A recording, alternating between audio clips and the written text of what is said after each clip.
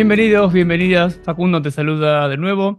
Gracias por estar visitándonos en nuestro canal de YouTube, NutriNews en español, o también en nuestra plataforma de podcast AgriNews Play.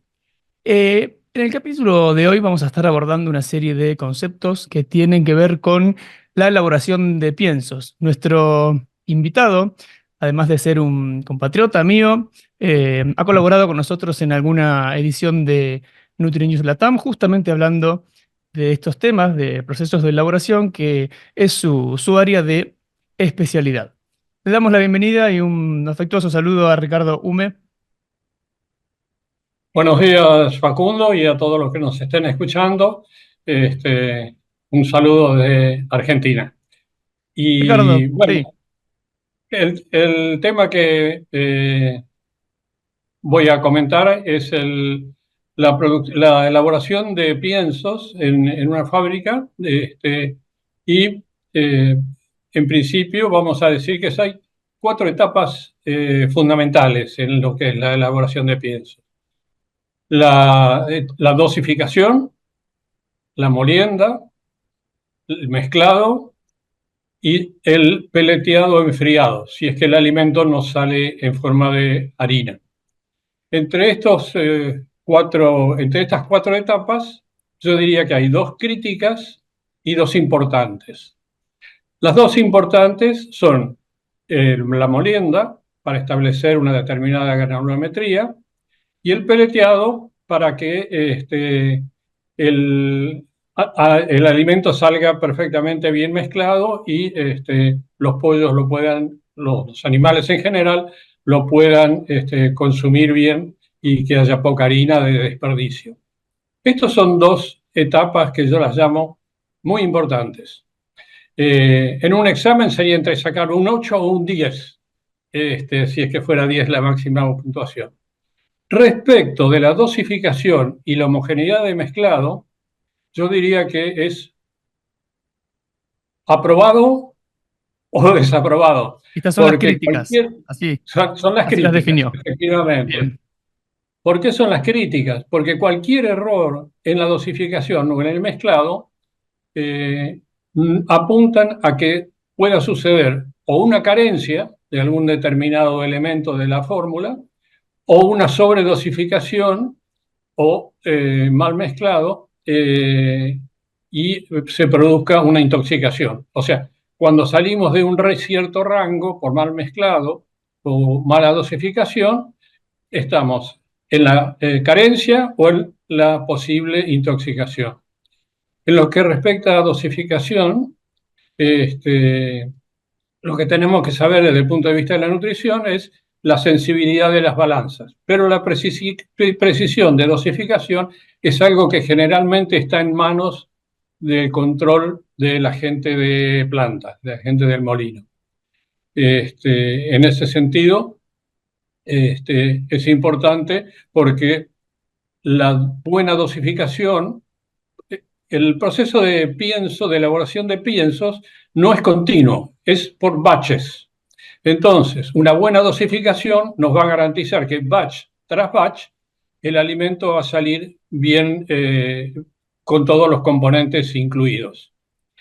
En el caso de la homogeneidad de mezclado, lo que nos garantiza es que dentro de cada batch van a estar todos los ingredientes o aditivos que deseamos incorporar.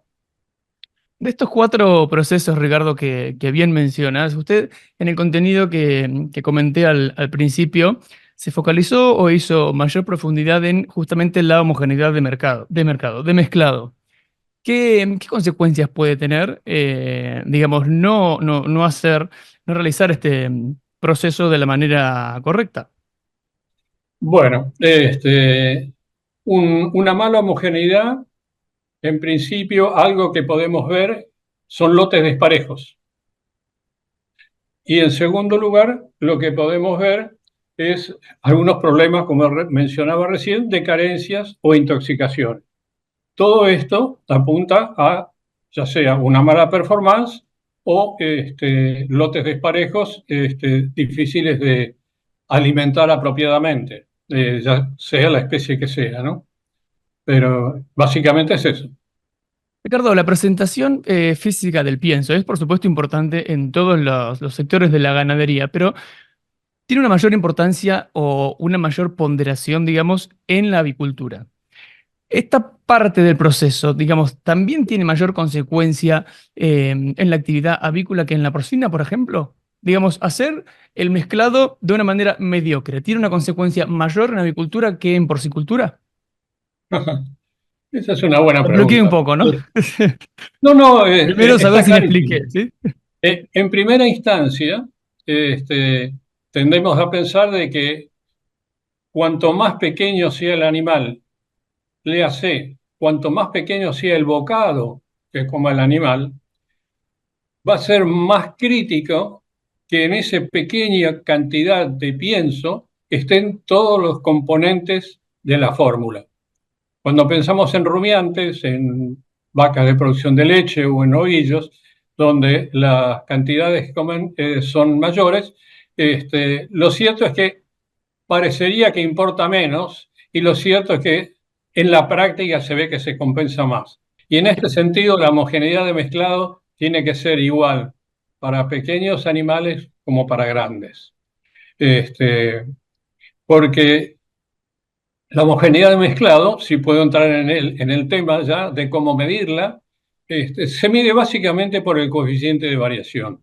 El desvío, El digamos, coeficiente, ¿verdad? ¿eh? El desvío de una muestra, ¿verdad? Claro, Sí. efectivamente, el coeficiente de variación lo que mide es la dispersión de la distribución de un componente de la fórmula respecto de la media, o sea, de la cantidad que queremos agregar. Lo cierto es que el coeficiente de variación es una medida medio abstracta que muchas veces la gente de la fábrica, o inclusive algunos técnicos, en mi experiencia, no sé cómo será en el resto del mundo, pese a que tuve la suerte y la oportunidad de trabajar casi 4 años en España como director técnico de una empresa de piensos. Este, lo cierto es que es una medida medio abstracta para la comprensión en general.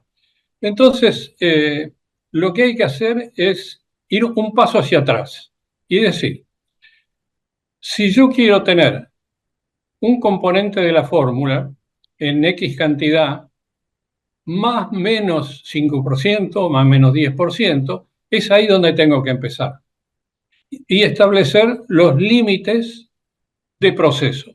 Es decir, que el Si límite es nosotros algo hablamos, que no está en sí, una tabla, sino lo, lo- lo determina, bueno, el responsable del proceso. ¿Es así? sí, el nutricionista Bien. dirá, bueno, tal antibiótico utilizado como cocidostato o tal enzima o tal probiótico tienen que estar en esta cantidad más o menos 10%.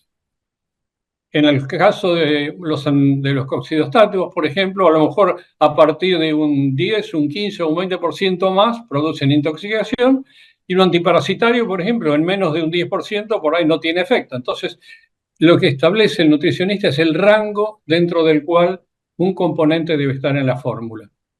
Una vez establecido el límite, ¿cómo vamos de esos límites a determinar un coeficiente de variación?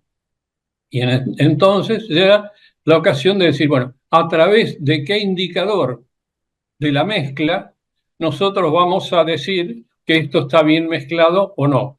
Es decir, que va a tener un coeficiente de variación bajo o va a tener un coeficiente de variación tan alto que esa mezcla la tengo que rechazar. Acá voy a hacer una pequeña introducción en el sentido de que libros o bibliografía de hace más de 10 años, por ejemplo, 10 años o más, vamos a ver que el coeficiente de variación aceptable estaba en el 10%. ¿Para todos Hoy los en día, ingredientes? para todos los ingredientes.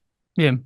Si uno lee libros de fabricación de piensos o folletos de distintos laboratorios, uno ve que se establece el coeficiente de variación bueno si es 10 o menos, 10% o menor, y malo si es 10% o mayor.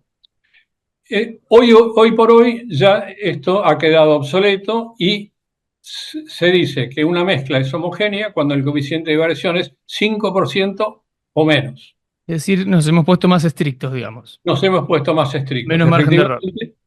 Claro. Y la pregunta sería, ¿y qué pasa si da 7? ¿Qué importancia tiene? ¿Es tan grave como para rechazarlo? Podemos, como está cerca de 5, podemos Corregirlo. aceptar esa partida. Y ahí es donde empieza la parte donde yo decía que el coeficiente de variación es una medida un poco difícil de interpretar para el lego que no conoce algo de estadística. Entonces, volviendo al tema, el ensayo de homogeneidad de mezclado se hace midiendo algún componente de la fórmula.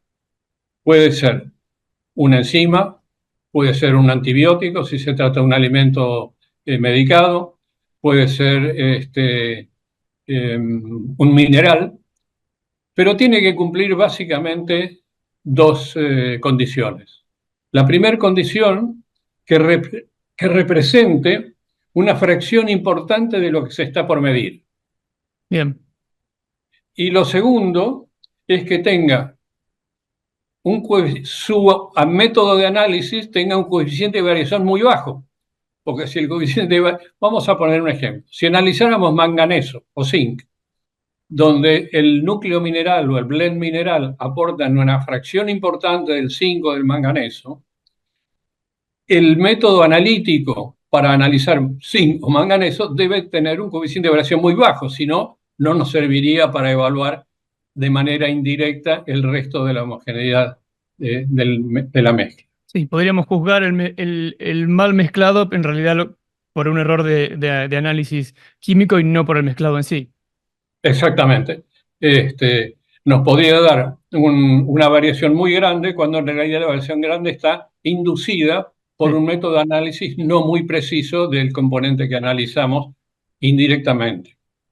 Es algo bastante conocido que se utilizan para medir la bondad de mezcla, los microtrazadores. Los microtrazadores son pequeñas partículas de metal que se agregan en una cierta cantidad y después se rescatan de forma magnética. Son muy interesantes porque efectivamente recuperarlos significa recuperar un 100% claro, de lo que uno está midiendo. claro. Nos Ujú. salvamos la posibilidad de error en el análisis. Y tendríamos Exacto. ahí entonces una verdadera evaluación del proceso de mezclado. Me preguntabas en algún momento la importancia o las consecuencias que podía haber visto en la práctica de una mala homogeneización y me gustaría poder compartir contigo, por ejemplo, un corto video de algo que me sucedió hace muy poco tiempo. Las enzimas son un componente ya, en particular las fitasas, un componente normal de los piensos. Las fitasas van 40, 50 gramos por tonelada y entonces es crítico el hecho de que estén bien mezcladas. Este, las consecuencias de un mal mezclado ya las hemos mencionado, pero a veces es interesante verlo en la práctica, porque eh, una fitasa, por ejemplo, puede llegar a rescatar el 40% del fósforo fítico. No sé si ya lo mencioné al principio de la exposición, pero si la fitasa está mal mezclada, lo vamos a ver perfectamente en el video y en pollitos de una semana, esas patas de goma que gracias a Dios, si uno las toma a tiempo, el lote se puede recuperar, pero de alguna manera ponen de manifiesto lo crítico que es el tema de la homogeneidad de mezclado. Bueno, otro factor a tener en cuenta en el mezclado es con qué frecuencia hacer pruebas de mezclado, porque no es algo que uno haga rutinariamente o un mantenimiento como se hace de los equipos de la fábrica. Yo diría que 1 o 2 veces por año sería conveniente hacer un ensayo de mezclado. O eventualmente cuando surgiera dentro de la producción de piensos alguna fórmula que fuera muy distinta ya sea en granulometría, ya sea en peso específico, de manera tal de que sería conveniente usar algún otro componente para evaluar este alimento, entre comillas, diferente de lo que es la rutina normal de producción.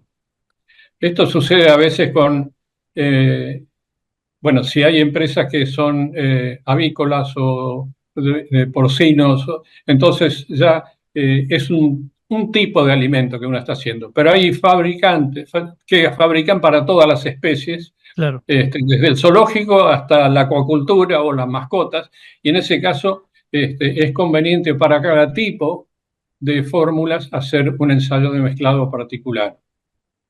Ricardo, comentó que la tolerancia a la variación en cuanto a la medición de la calidad del mezclado pasó del 10 al 5% en los últimos años. ¿Qué Sí. otras cosas han evolucionado o cambiado o se han ajustado en los últimos años? Por supuesto que no le voy a pedir todas porque deben ser infinitas, pero ¿qué cosas más importantes o resaltables podríamos decir se han modificado en los últimos años en el proceso de elaboración de piensos? Bueno, acá voy a opinar más como ingeniero agrónomo que como ingeniero mecánico. Sí, pero no Este, se olvide que las opiniones de gente con mucha experiencia es información. Dejan de ser opinión y pasan a ser información, así que lo tomamos como tal. claro.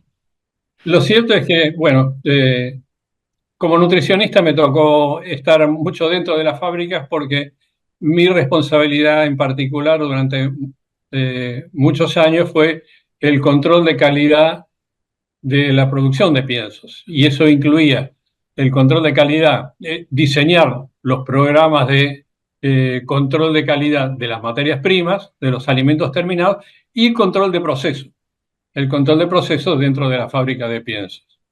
En este sentido, lo que yo he visto son algunos cambios muy interesantes en los equipamientos de la fábrica. Por ejemplo, en el caso de los molinos, las zaranda, cernidor, parrilla, no sé qué sustantivo utilizar porque depende Sí, donde nos estén derivado, sí, sí. escuchando. Lo cierto es que estas parrillas son parrillas con agujeros que tienen un cierto diámetro y los molinos, al impactar los molinos de rodillos contra las partículas, las rompen y pasan a través de estos orificios en las parrillas. Bueno, en ese sentido, las distintas especies requieren granulometrías diferentes. Alimentos para pets o para avicultura, granulometrías muy finas de 250, 270, 300 micrones, hasta, por ejemplo, en ponedoras que se hacen alimentos con una granulometría de 1000 micrones, o 1100 o 1200. Entonces, estos cambios de parrilla, antes se necesitaba dejar enfriar el molino, quitar la parrilla, colocar la nueva. Hoy en día estos cambios son prácticamente automáticos. Las parrillas se deslizan sobre un montante y entonces no hay tiempos perdidos, tiempos muertos en la elaboración del alimento a causa de los molinos. Este, Pasando a las mezcladoras, lo que vi es que las mezcladoras hoy son más compactas. Antes eran más largas, estamos hablando ya sea de tanto de mezcladoras con helicoide o mezcladoras de paletas. Son más cortas, más compactas. ¿Esto qué hace? Que cuando de la partícula donde nosotros abastecemos a la mezcladora, desde ese lugar, desde la boca donde agregamos el componente hasta el punto más lejano de la boca, haya menos distancia para recorrer. Menos distancia significa menos tiempo necesario para llegar esa partícula hasta el extremo de la mezcladora. Entonces se han acortado bastante los tiempos de mezclado. Si antes eran de 5 o 6 minutos netos de mezclado, o sea, descontando lo que es la carga y descarga de la mezcladora, pero el ciclo propio de mezclado, si antes eran de 5 o 6 minutos, hoy en día están en 4 y en algunos casos hasta 3 minutos.